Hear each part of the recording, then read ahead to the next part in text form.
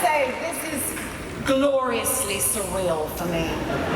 So I think we're going to continue chatting, and then when it's ready, we'll play it again. Okay. I think it's great to make everyone wait. Just give them a little bit, take it away, back again. So there is some important business, particularly for Felicity Jones. Felicity, last year I had the incredibly surreal experience of being made into a Star Wars action figure.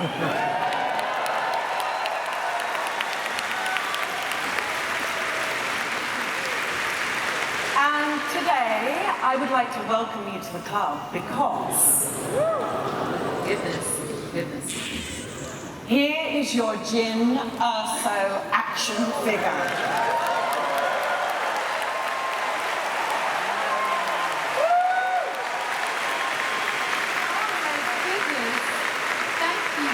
Very much. I feel very privileged to have joined the Star Wars doll universe. This is actually the very first toy being revealed from Rogue One. It's not as good as mine, but it's great. I don't know, she's got a pretty cool Han Solo gun belt. Woo! Yeah, inspired by Han Solo. So Felicity, from what I've heard about your character, she's been compared to incredible heroines like Joan of Arc, which of course I love. And fans also compare this new hero to their favorite Star Wars heroes as well. How is Jyn unique or different to other Star Wars characters? I feel there's one major difference between Jyn Erso and other Star Wars heroes, Rey and Luke. And that main difference would be that Jyn, she's not a character who's asking, who am I and where have I come from? She very much, we know that about her. We know where she's come from. And that fact is what propels the story and is the beginning of Jyn's journey to find out what her reason is and her cause. Mm-hmm. And she's had a very full life before we meet her, unlike other Star Wars heroes. Obviously, absolutely. No hero can go it alone. Diego, can you please tell us a little bit about Cassian? Definitely. Hi everyone. I've been waiting for this night for quite a long time. This is actually what got me into the project, the chance to share this energy. It's fantastic. So yes, I play Cassian Andor, Captain Cassian Andor, and he works for the rebellion, for intelligence, and the team starts being just the two of them, Jyn and Cassian, but as the story continues, the team grows. And like any team, there's frictions, there's issues, and it's Cassian who has to keep them together. And one of the most important members of his team is a droid, an Imperial droid that is reprogrammed by the rebellion. And his name is K2SO. And he's probably the best friend Cassian has in the rebellion, or the only one. And I think that's the first time we're hearing that information. That is a Star Wars special for you. Oh, was it? Yes! I hope I was allowed. You were totally allowed. It's fine, you're okay. You're better now. Of course, no Star Wars story could exist without a droid. And in Rogue One, we meet K2SO, played by Alan Tudyk. Alan.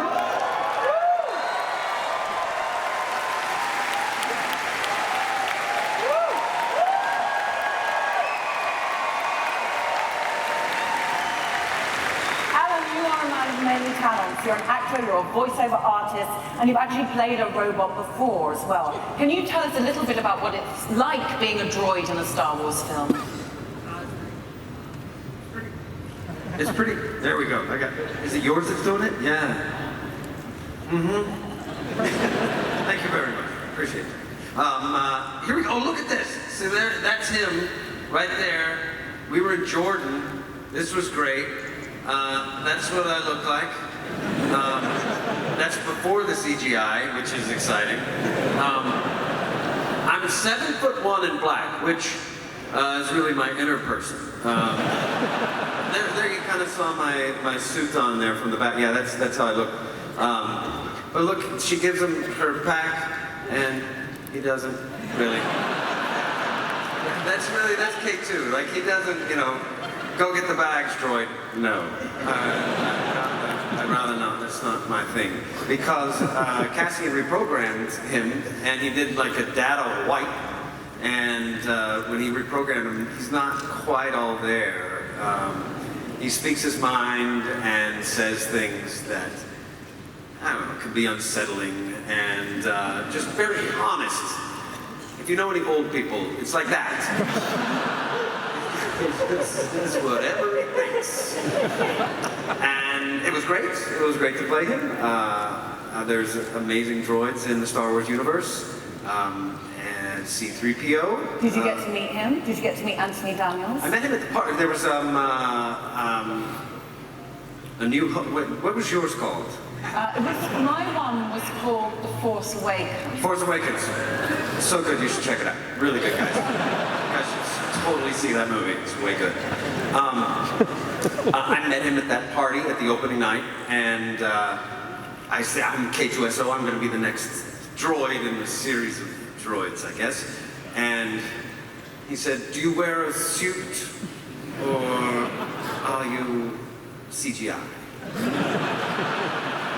And I said, oh, I'm CGI. And he said, you shit. Lovely man. We're pen pals. Pen pals to this day. But yeah, because the first C-3PO, they screwed him into the suit, and anyway, he wears a suit, obviously. So. And I heard a story about something about you in the Maldives. Possibly with an animal. I tamed a lion. Is that the story? There were several. No. No, you were on a boat. You were on a boat in the Maldives. I We were all on featured boats. Diego and Felicity. Yeah, but we didn't go naked to swim with weird animals. I wasn't It was naked. just you. That was in your mind. I thought you weren't naked. I was wearing something. But yes, there was a That's how you like to spend your time, isn't it? in the water with the animals. Swimming naked. With Yeah, wild convening with animals. nature. Yeah, there was a whale shark, which, if you know what a whale shark is, it's great to be able to see one in your lifetime. To swim with one is even better. They look like they're huge. They're the biggest shark, and they have spots and they're gorgeous. And so I swam with her. I named her Karen. And again, a pen pal to this day. Yeah, We're still good. Getting pen pals aplenty from the Star Wars universe. Still like that. And there was also something exciting that happened at a tube station, Gareth. Is this true? Oh, yeah.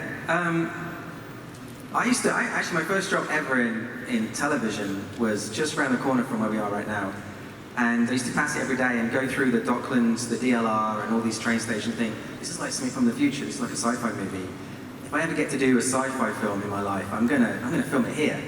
And then I parked that thought, and then one day when we're trying to figure out how to do these really long shots that involve a lot of running and building big massive sets, and we were trying to be clever about it, I was like, oh, let's just film it at the Docklands. It looks futuristic. And everyone was like, ha, yeah, very funny. Anyway, how are we gonna really do this? And then eventually the art department got really imaginative, and we did this secret mission where we went to Canary Wharf one night, and no one was allowed to tell anyone because we didn't want anyone finding out. And so as soon as that thing closed at midnight, and you saw these guys with suits getting the last train, walking past, as soon as they'd gone, we all dived in. We had 4 hours. We had to set dress the whole thing, bring all the stuff in. They'd rehearsed it before, and we shot the scenes.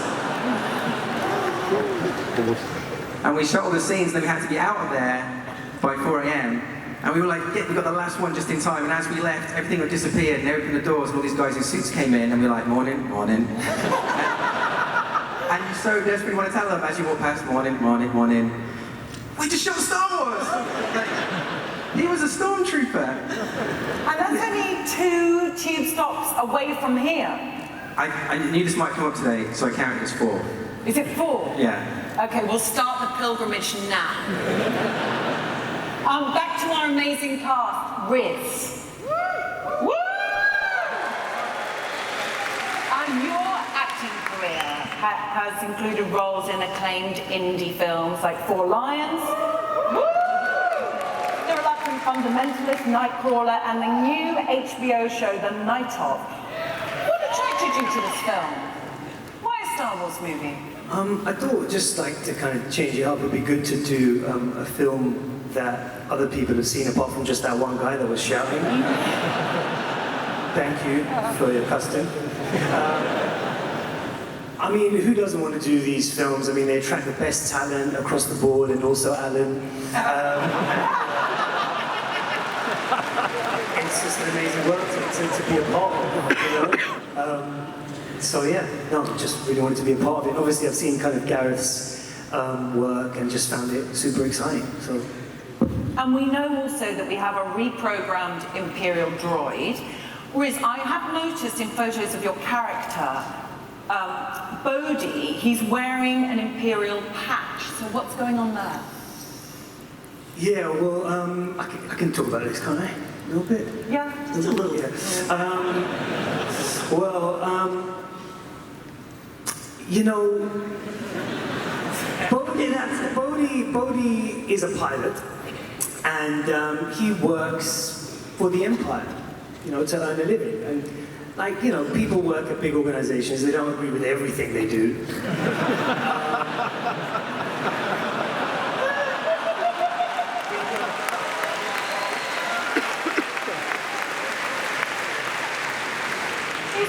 You don't have to get judgy.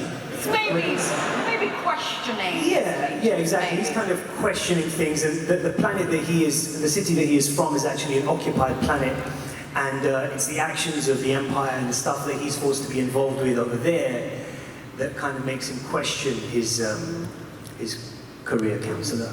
And Bodhi's home is also where we meet Donnie and Jiang's characters.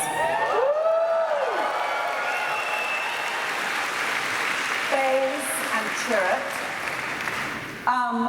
Gareth, can you tell us about Jeddah? Yeah. Jeddah's, I guess the easiest way to explain is obviously our film takes place in a time where there are allegedly no Jedi remaining, but people still believe in the Force, and they still have that spirituality. And essentially Jeddah's like, I guess, like the Mecca of Star Wars, in that people go on pilgrimages, and the problem is right now is when the story begins is it's an occupied territory by the Empire, and we get sucked into a story that involves these wonderful people to the side here. And 2 of the most important characters we meet in Jeddah are Chirrut and Baze. They become crucial to the team and are played by Donnie Yen and Jiang Wen.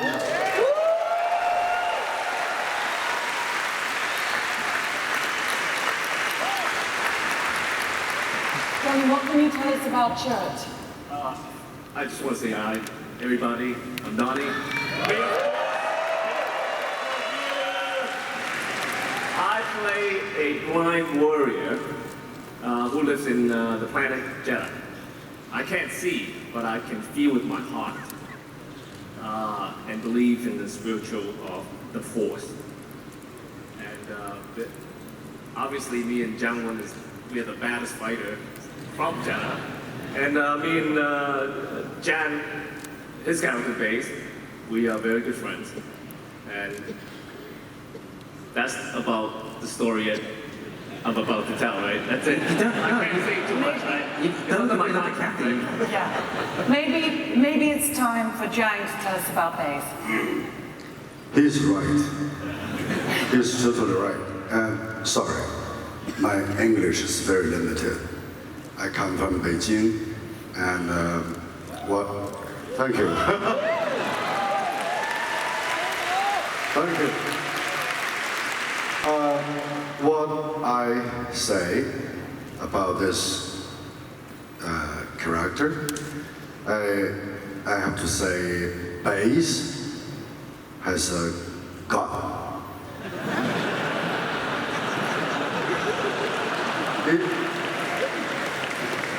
Am I wrong? He has a gun. He has a huge gun. He has a weapon. The weapon's very huge. Is that right? I've heard it's right. Is it English, right? Okay. So he and me was a partner, and he believed, of course, believed in force, but my character don't believe force at that time. But I pretend all of them know them, just them, to do very, very big mission. I cannot say that. And when this guy dead, I do something better. Maybe I believe by my action. He's thinker and doer. So I think you've got to anyway, leave it there. anyway, I think you've got to leave it there. anyway, I have a gun. Yeah. I have a gun. A weapon. It's a A great huge gun. Huge, Thank you. huge gun. That is thanks.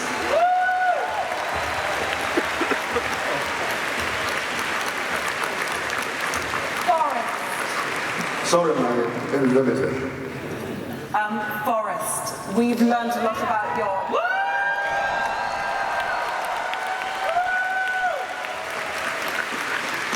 We've learned a lot about your character's deeper connection in the Star Wars galaxy. How does he connect to this band of misfits? I think we can definitely call them misfits. Good to see you all.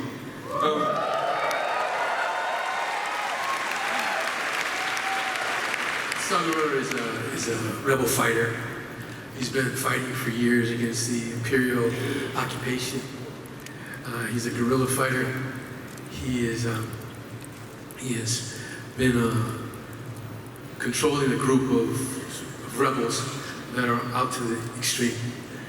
We're talking about that there's a series of different rebel groups coming together as an alliance, and all of these people are different parts of that. I'm leading my group, which by any means necessary will do what he needs to do in order to save the world. He was trained as a guerrilla fighter, and then he was trained by the Jedi as well. And Saw was originally revealed as an animated character, a character that originated with George Lucas. Well, yeah. I mean, when Gareth introduced me to the character, I was amazed. I went back and started to look and see the series of Clone Wars and really understand what was going on with that. So that's how it was introduced, and it's been integrated and working with Jin and everyone to make things move forward. Thank you. Gareth, for you as a filmmaker and as a fan, what was it like for you bringing to life a character created by George Lucas? Did you meet George Lucas? Did he come on set, or? Well, one Friday I got a phone call of John Schwartz, who's one of the producers on the film here. He calls me and goes, "Guess who's going to visit on Monday?" And I was like, "I don't know." He's like, "Have a guess." All right. I just sarcastically went, "George Lucas?" He went, "Yeah." I'm like, "Shit."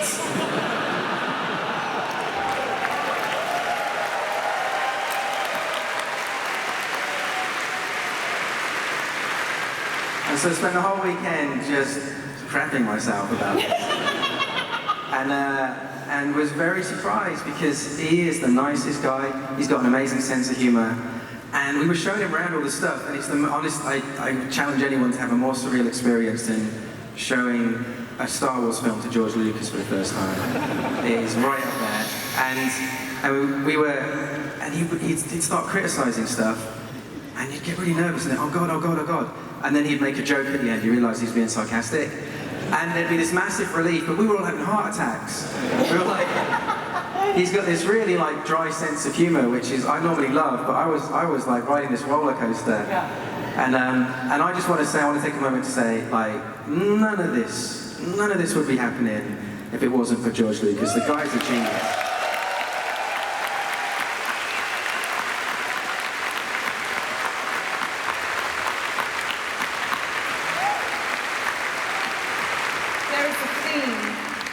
question of fathers in Star Wars films, fathers' identities and their relationships with their children.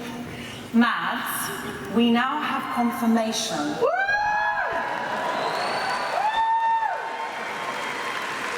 We now have confirmation that your character, Galen Erso, is Jin's father. What else can you tell us? That's it. No, honestly, as you know, there's a lot of secrecy around the whole thing, for good reasons. My character is a person of interest. A lot of things are revolving around him, so it would be like kind of a big spoiler to say too much, but can I say that he's a scientist, and he at one point invented something so beautiful, so fantastic that it might change the universe. That's all I can say. And then I can say, I'm in a Star Wars film.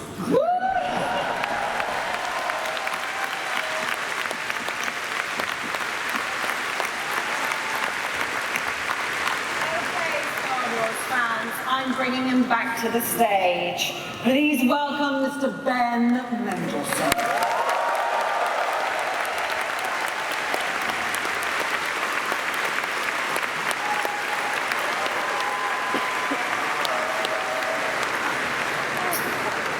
I just had to take advantage of that moment.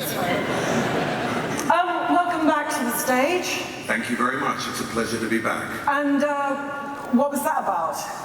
Well, I would love to answer your questions, but I have been in communication with the Emperor, and the sizzle that we started to see earlier is now back on board. So, you can have me soliloquy, or we can have the sizzle. The sizzle! Excellent, Paul. Yeah? They're going to, yes. Who wants sizzle? Sizzle on. Sizzle on. Ask you, I think we want to know a little bit about Director Krennic, don't we? Yeah? Ben, what can you tell? Ben? Ben, it's here. Oh, Robert. Do you want to? Yes, that's quite correct. So I've heard that Krennic is a different kind of Imperial villain. Right. Yes, he is. He's an Australian kind. We do villainy very well.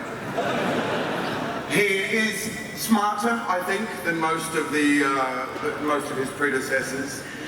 He's more inventive. He's perhaps a little sexier than some of them. Not quite as sexy as some of the others.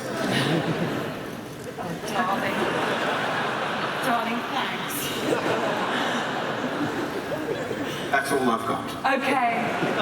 It was enough for me. Didn't you do something to Garrett's assistant?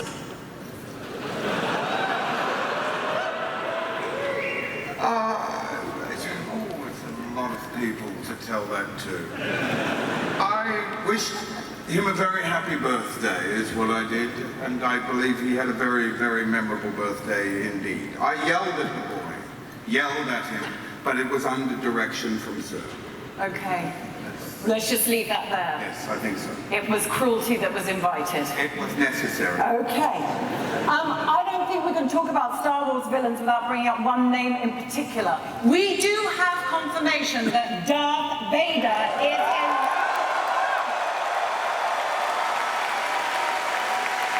Gareth, what can you say about that? Gareth, can you give me a little hint? A tease about Darth Vader being in Rogue One? I guess I got a very early Christmas present. We finished filming in December, and I got straight on a plane to New York to do a voiceover recording with a gentleman called James Earl Jones. Now, I can't tell you what role he plays in the film. I don't want to give that away. But what's really funny is I went there with Matt Wood from Skywalker Sound, and we were doing, yeah. And we're all being very professional. And the way that ADR works is, obviously they've got their back to you, they're watching the screen, and they're doing the lines. And they turn around and ask you if that was okay. So every time he'd do a line, and I don't want to give anything away, but there was one point where, and we're all like, yes, hi James, this is great, you're doing really well, yes, thank you. And then he does this one line where he says the word, power. And we just both looked at each other and had this nerdgasm. And we were like reduced to 3-year-olds. And then suddenly he looked back and we suddenly went, that was great, James. And we just That's amazing, amazing. Look, thank you, all of you.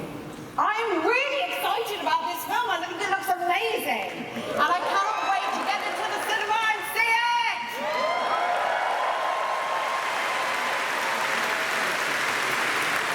Thank you very much to all of you fans who are in the room, all of you who are at home watching on the live feed. Thank you to our incredible filmmakers. Thank you to our amazing cast.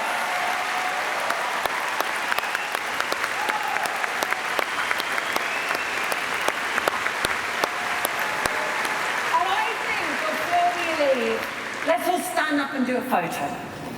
Yeah, do you want to take a photo of the amazing cast? Woo! I think I might actually try and do a selfie. It's a bit newfangled for me. Woo! Oh, yeah. Can you do that? Is that working? Yeah, there you are. Is everyone, have I got it there? Is it got it? You've got everyone